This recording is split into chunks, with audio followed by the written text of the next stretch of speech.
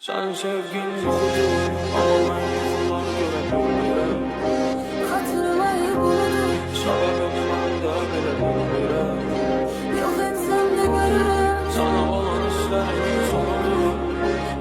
Bana bir yoktur Ama ben yollar görebilmem. Senin sevgin yoktur ama ben yıkılar görebilmirəm. Hatırlayıp unutup sebebini ben de bilebilmirəm. Yok etsem de görürüm sana olan işlerimin sonudur. Sen sevgin bana bir yuxudur ama ben yuxular görebilmirəm.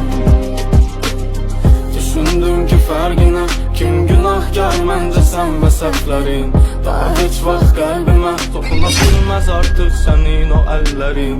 Deyildin ki səbr edər amma oyuncaq oldu sənin o hisslərin.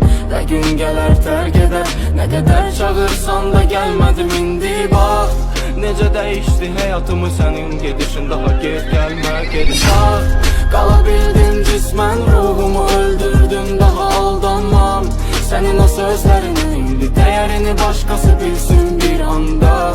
Yuxusuz qalandı, gez başa düşdüm mən. Senin sevgin yuxudur, amma mən yuxular görə bilmirəm. Hatırlayıp unutup sebebini mən də belə bilmirəm.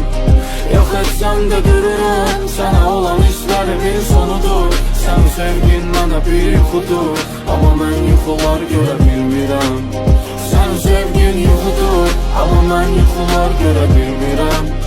Hatırlayıp unutup sebebini mən də belə bilmirəm. Yok etsem de görürüm sana olan işlerimin sonudur. Sen sevgin bana bir yuxudur, amma mən yuxular görə bilmirəm. Qayıtmaq olsaydı hemen o günlərə qayıtmazdım, susup geçerdim hiç neyi bildirmeden.